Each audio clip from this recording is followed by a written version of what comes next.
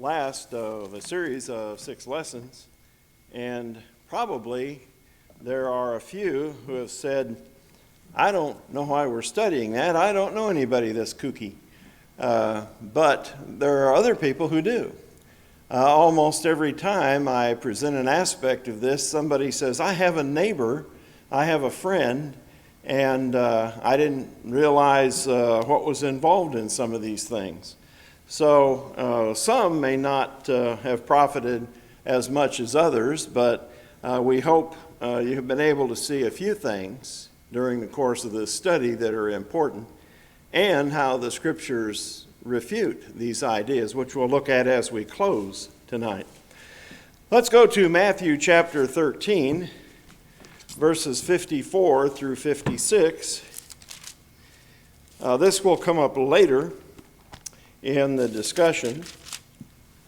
In Matthew 13, beginning with verse 34, when he came to his own country, he taught them in their synagogue so that they were astonished, and said, Where did this man get this wisdom and mighty works? Is not this the carpenter's son? Is not his mother called Mary? And his brothers, James, Joseph, Simon, and Judas? And his sisters, are they not all with us? Where then did this man get these things? All right, so you might want to keep that in mind. There are some things associated with New Ageism that are upbeat, that are inspiring, that are uplifting. Other beliefs could be classified as blatantly bizarre and downright daffy. But even these weird concepts, many of them are not going to cause anybody any harm, at least not physically, perhaps spiritually. But what about those who reject the tenets of New Ageism? How do New Agers handle that? Well, many would simply not care at all. Many would just view us as Bible-believing monotheists that are unenlightened, that are narrow-minded, short-sighted individuals who are robbing themselves of great insights and experiences. But that would probably be about the extent of their annoyance with us. Others, however, are more openly hostile. Constance Kumbi tells of a conversation with a woman deeply committed to New Ageism, and during dinner together, this conversation occurred. The woman said, It's just not right. Not right. That book should not be allowed. It's too misleading. To which she replied, What book? The Bible. Now, some do have an attitude like this. They're openly hostile to the scriptures. She was critical of the Bible even though she had not read it, because it tended to confuse her. Ramtha feels clearly antagonistic about the scriptures. Devil, he asks, I looked far and wide for the creature, and I found him nowhere, but I found him thriving in the hearts of frenzied entities in a fervor of madness to save the world from sins. That is where he is. You understand? Well, this is certainly an interesting illustration. The individual who possesses evangelistic zeal is possessed by the devil, according to Ramtha. What an illustration this is of putting darkness for light, which Isaiah talks about in chapter 5 and verse 20.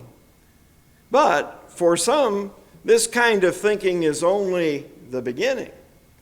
From this point on, the plot not only thickens, it turns diabolical.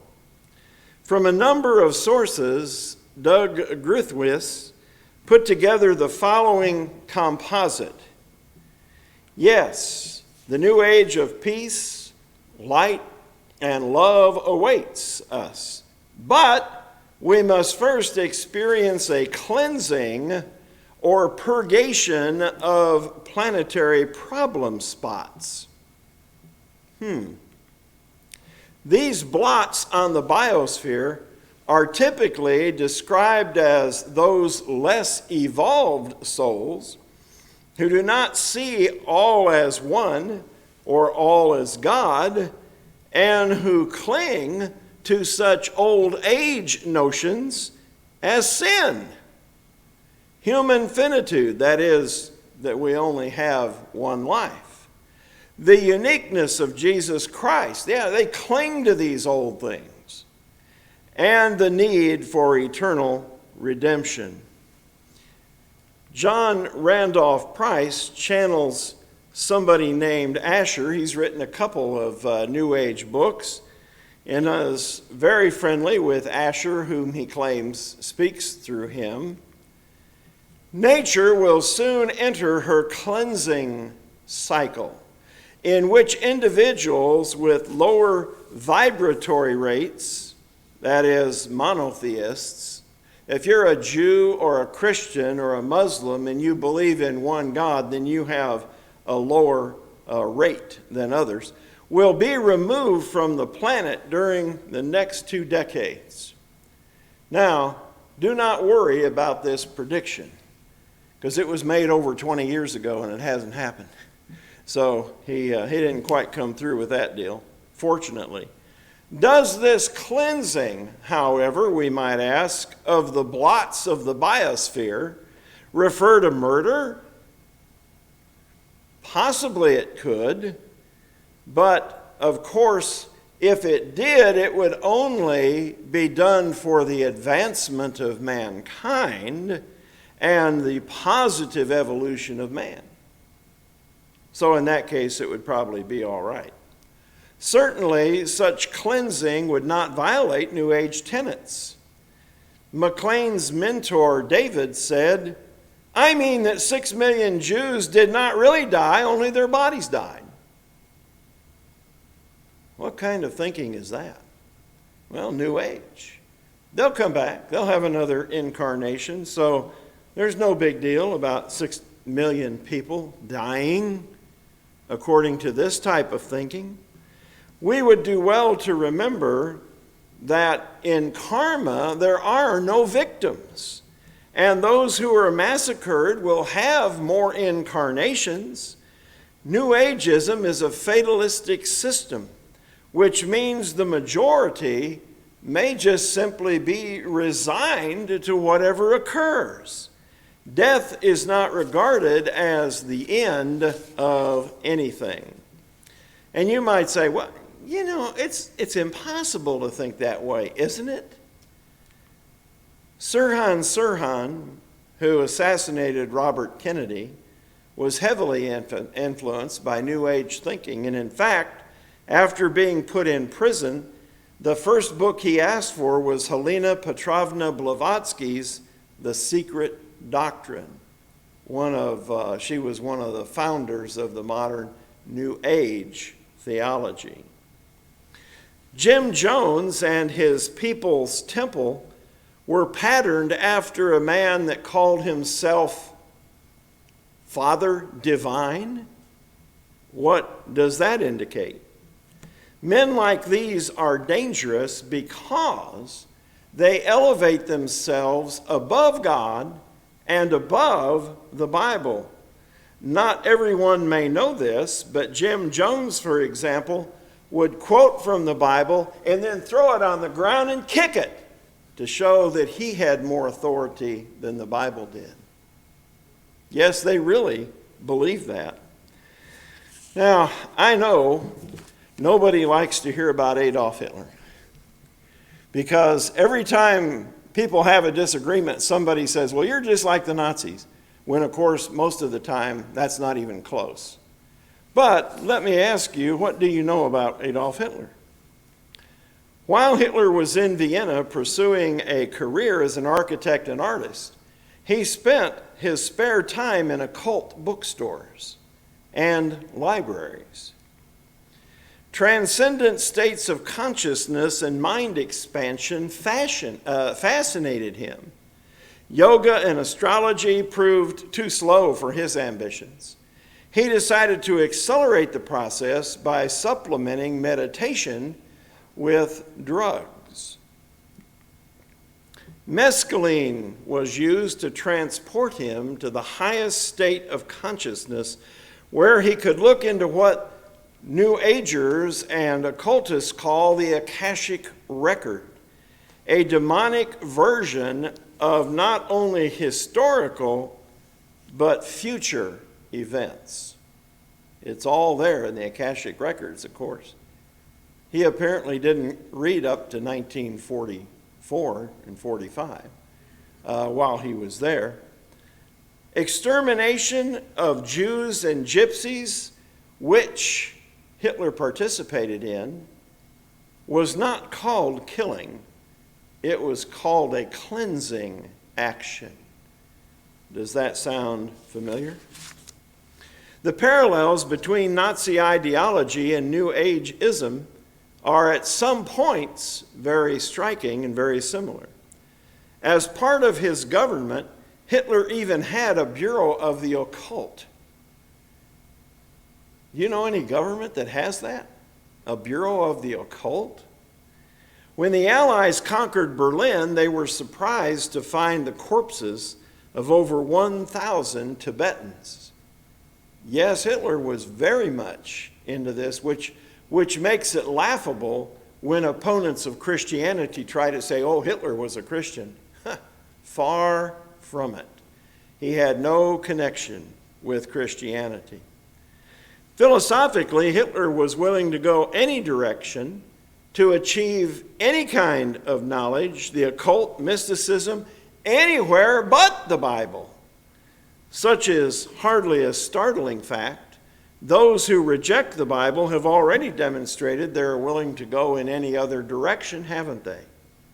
Even Shirley MacLaine admits that violence belongs to the negative side of the force, her words. Well, what's the attraction to this fantasy-laden religion? One advantage is the so-called appeal to freedom.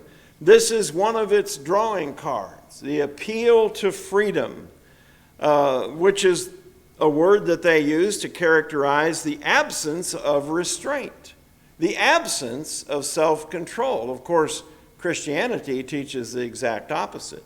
It teaches us to have self-control. False religious teachers, even within the bounds of Christianity, were promising liberty to make their followers in their own image. Remember our study a year or two ago of 2 Peter, the book? Remember in chapter 2 that there were people in the church promising people liberty, but making them slaves of corruption. This is not a new concept. This is not simply a New Age concept. Even some in the church were advocating this in the first century. How much easier is it for those not tied to an objective system of morality to be free to do whatever they desire? Of course, not everyone enticed by New Ageism wants to be immoral, but it's an appeal for quite a few people. Then the second thing, the second appeal of New Ageism is that it promises inner peace. And remember, according to the power of suggestion, many people will feel that they have achieved that. And let's face it, that's appealing. The world does not offer inner peace. We have conflicts and wars constantly that devastate countries. Many innocent people are victimized by crimes. And then some New Age guru comes along and expresses the sentiments of the great invocation. Is it any wonder that people are attracted to it? And just in case you haven't ever seen the great invocation, here's what it says. From the point of light within the mind of God, let the light stream forth into the minds of men. Let light descend on the earth. From the point of love within the heart of God, let love stream forth into the heart of man. Let Christ return to earth. From the center where the will of God is known, let purpose guide the little wills of men, the purpose which the masters know and serve. From the center which we call the race of men, let the plan of love and light work out, and it may seal the door where evil dwells. Let light and love and power restore the plan on earth. Now you can see why that might appeal to a large number of people. It sounds very peaceful. It sounds, where could you object to it? It sounds wonderful. And so these lofty sentiments often capture the imaginations of people. At the end of the advertisement for the Lord Maitreya, remember he was supposed to be all of everybody rolled into one who was coming back and who never showed. At the end of that advertisement were these lines. Without sharing, there can be no justice. Without justice, there can be no peace. Without peace, there can be no future. Now, you got to admit that's going to attract people. People are going to look at that and say, I like the way that sounds. And then add to this the relaxation techniques, the emphasis on new and different ideas that they have never heard before, and focusing on one's inner self, which is always popular. These things all serve to draw devotees to the New Age concepts. Now, a third allurement is the promise of power. The promise of power. People often feel battered by many of life's problems over which they have no control. The situation we're in now is undoubtedly one of those. How wonderful to hear that you are a God with unlimited power, which New Age tells you. The evidence to support such a conclusion is slight. A little imagination can go a long way and produce vivid memories. But here's one that's told by Elliot Miller, who was in a state of New Age euphoria before he left the New Age movement. Here's what he writes. I was surging with power. It was raining, and so I decided to put my power to a test. Based on the belief that all reality is one mind and that a Christ is so connected to the mind that he can control external reality as Jesus did with his miracles, I looked up in the completely overcast sky and confidently commanded the rain to stop and the sun to shine. Immediately the clouds parted and the afternoon became sunny and dry. My power surge continued to accelerate. Well, I don't think he had anything to do with the clouds disappearing. But in his mind, he thought he did. He thought he brought it about. I don't know if he checked the weather forecast earlier or not. But nevertheless, promises of liberty, freedom, peace, and power form a potent trio of temptations, not unlike the lust of the flesh, the lust of the eyes, and the pride of life.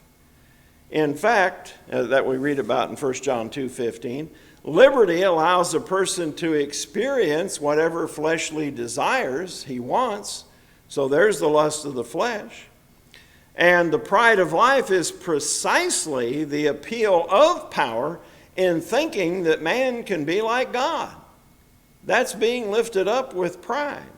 And as far as the lust of the eyes is concerned, the New Age has caused people to turn those eyes inward and experience oneself, and people generally like what they see there when they look inward to themselves. Now, lest anyone think that only kooky people are attracted to New Ageism, consider what the author of the Aquarian Conspiracy wrote. Marilyn Ferguson wrote this: "The Aquarian conspirators range across all levels of income and education, from the humblest to the highest. There are school teachers and office workers, famous scientists, government officials and lawmakers, artists and millionaires, taxi drivers and celebrities, leaders in medicine, education, law, psychology. Some are open in their advocacy, and their names may be familiar. Others are quiet about their involvement, believing they may be more effective if they are not identified with ideas that have all too often been misunderstood." Well, let's look at how the New Age compares to the Scriptures. We're not ready for that yet. Oh, maybe we are. Now let's back up to here. Okay. Though appealing in some respects, the philosophy of the New Age is to be rejected for a number of reasons, particularly because it contradicts the Bible. And that is all the reason anybody needs to reject it. The fact that it contradicts the Scriptures on every measurable point. The inspired Word of God contains lofty morals and ethics, calls upon people to be responsible for their actions, and promises a day on which all shall be judged. New Agers tell us that we are gods, that we should be allowed to commit any immorality that we see fit, and that we have millions of years to reincarnate ourselves and work out our karma. The destiny of the obedient believer of the Bible is heaven and eternal blessedness. The destiny of the New Ager is uncertain, either absorption into the cosmos or extinction. Neither one of those sounds very attractive, does it? But even on a lesser scale, New Ageism is full of contradictions and misinformation. Shirley's David implies that Jesus taught reincarnation. That's what Christ was trying to tell us. Everything we say or do in our lives, every day has a consequence, and where we find ourselves today is a result of where we were before. If everyone felt that, understood it in their gut, the world would be a better place. And we shall reap what we sow, bad or good, and we should be aware of it. Well, he finally said something true. And we'll talk about that just a little bit more. He said that, Jesus said that. Actually, it was Paul who wrote that in Galatians chapter 6 and verse 7. But Jesus and Paul, neither one, talked about reincarnation. When Paul penned this verse, he was not in the midst of a discussion on reincarnation. Furthermore, we need to look at the next verse to be aware of that. Galatians chapter 6, verses 7 and 8.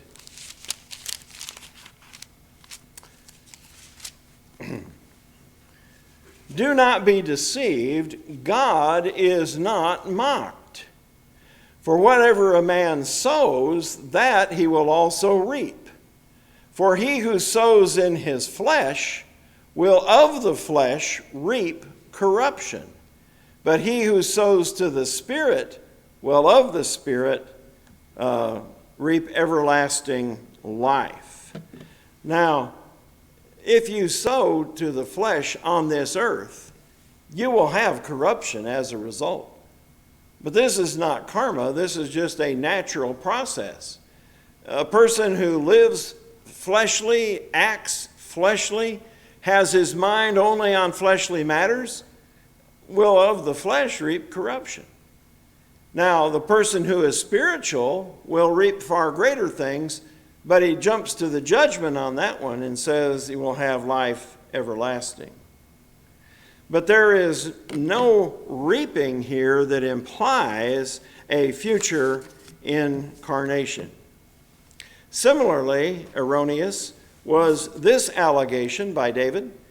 Christ said it, "Know thyself, and then be true to it."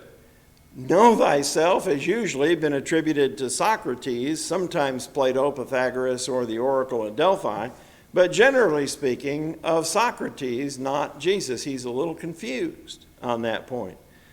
The Bible teaches us to be faithful to God, to be faithful to his word, to obey God rather than men, but it never says be true to yourselves.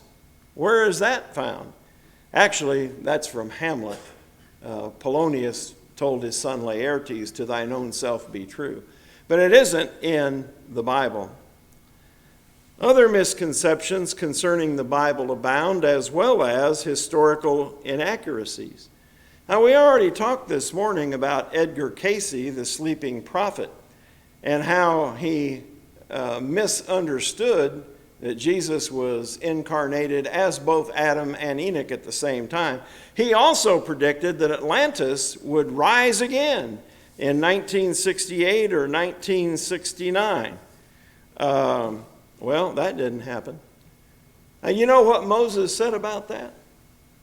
He said, if somebody, in Deuteronomy 18, comes along and says something will come to pass and it does not come to pass, you shouldn't be afraid of that person, because he's not speaking from God. God doesn't say things are going to come to pass and then nothing happens. If he says it's going to come to pass, it comes to pass. And so that's just one more way we know that Cayce was in error. Once again, the question deserves to be asked: if New Agers cannot be trusted with verifiable, objective facts, how can they be trusted in the realm of the subjective? Well, of course, they cannot. Now, to summarize, the New Age religion accepts by and large evolution. The Bible says in the beginning, God created the heavens and the earth. They accept evolution, but in Genesis 1:26 through 28, God created man in his own image. So, New Ageism contradicts the Bible at the very beginning, at its very core. And so then let's go on to number 2, reincarnation, which we've talked about today. The doctrine of a second chance. No, Hebrews 9:28, it's appointed unto man once to die, but after this, the judgment.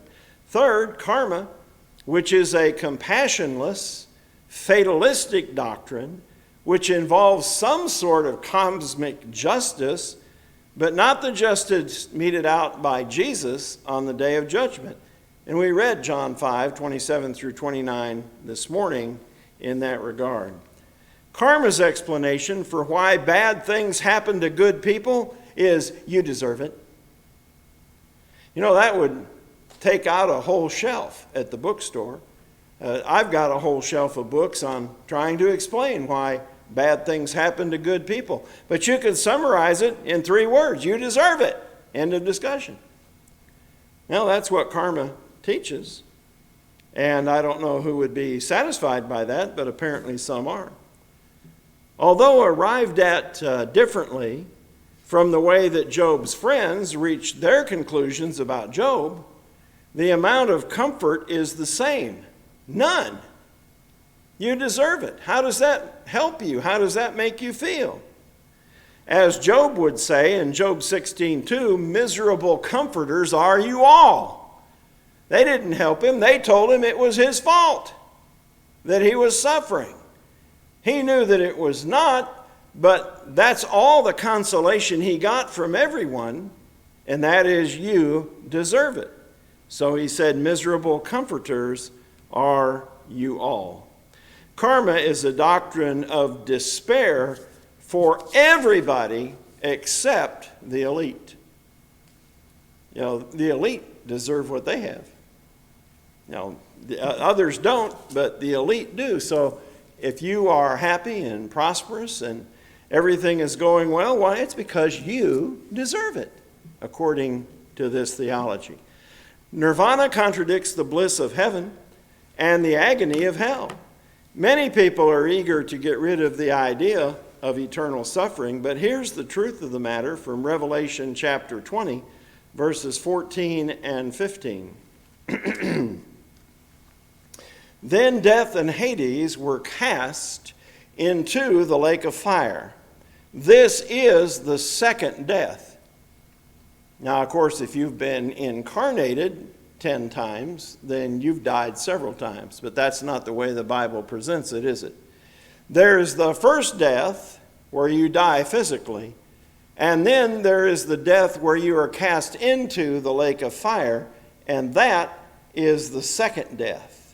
And anyone not found written in the book of life was cast into the lake of fire. The idea of incarnations and karma and nirvana apparently makes people feel good.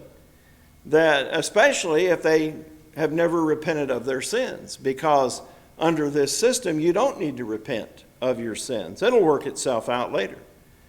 Unfortunately, the willingness of the majority to reject biblical doctrine of hell has not changed reality.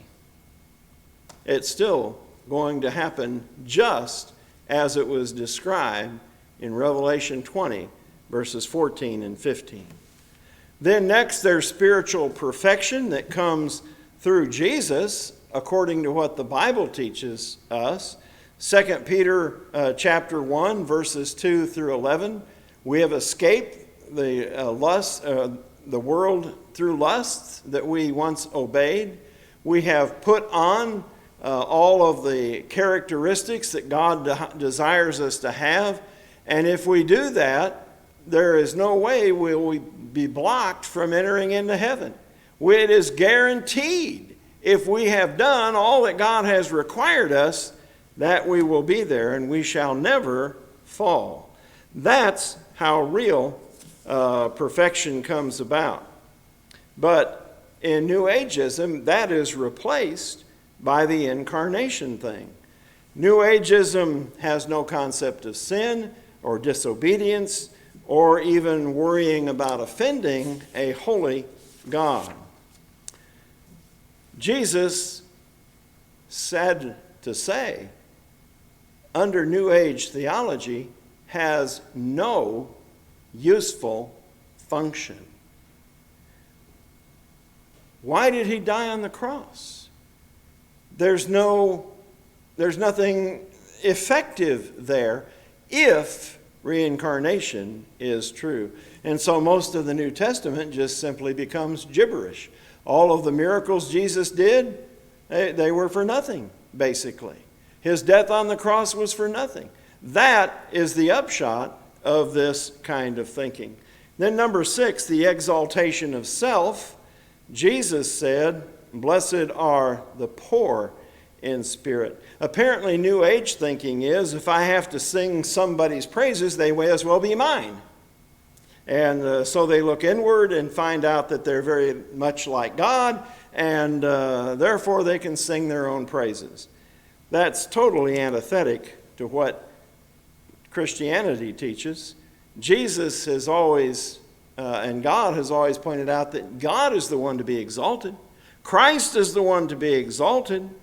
Whoever exalts himself will be abased, and whoever humbles himself shall be exalted. Matthew 23 and verse 12. Now, one last thing. Christ is nothing more than a wise man. So you can discount what Peter said, "Thou art the Christ, the Son of the living God." New Agers don't accept that. They just want Jesus to be a wise man. And Shirley's inaccurate friend David says this, A lot of people think that those 18 missing years of Jesus' life, remember, nothing is said from the time he is 12 until the age of 30 when he starts his ministry. Nothing is said of those 18 missing years. They were spent traveling in and around India and Tibet and Persia and the Near East. There are all kinds of legends and story about a man who sounds just like Christ. His description is matched everywhere, and he said he was the Son of God, and he corroborated the beliefs of the Hindus that reincarnation was in fact true. Well, I guarantee you that wasn't Jesus.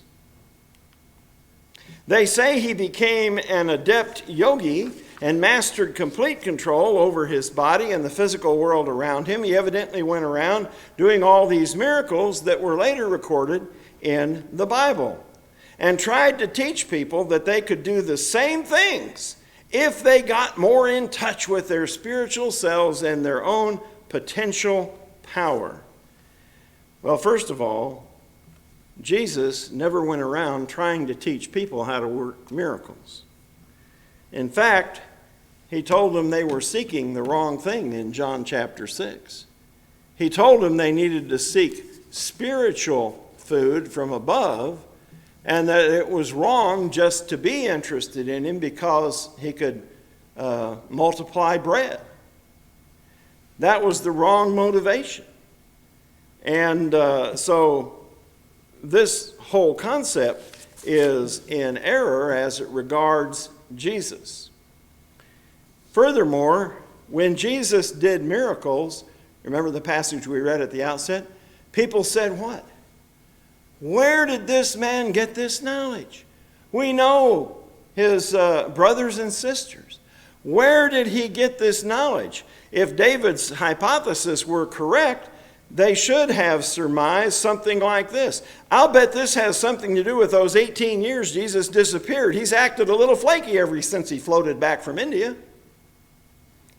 That's what they should have said, if what this guy says is true. But of course, it is not. Worst of all, this alternate philosophy will rob a person of true happiness now. Remember, Jesus said, I have come that they might have life and that they might have it more abundantly. John 10:10. Failing to develop a love of the truth is also spiritually fatal. New Agers don't really care about what truth is. That's why one can believe one thing and one something else, and it doesn't really matter. It's a chaotic system. You can believe whatever you want and still be under the umbrella of New Ageism. But those who do not have a love of the truth shall perish. 2 Thessalonians 2 and verse 10. Many like the sentiments of Jeremy Rifkin, who captured the spirit of New Ageism.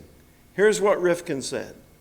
We no longer feel ourselves to be guests in someone else's home, and therefore obliged to make our behavior conform with a set of pre-existing cosmic rules. It's our creation now. We make the rules.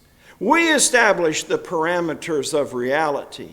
We create the world, and because we do, we no longer feel beholden to outside forces.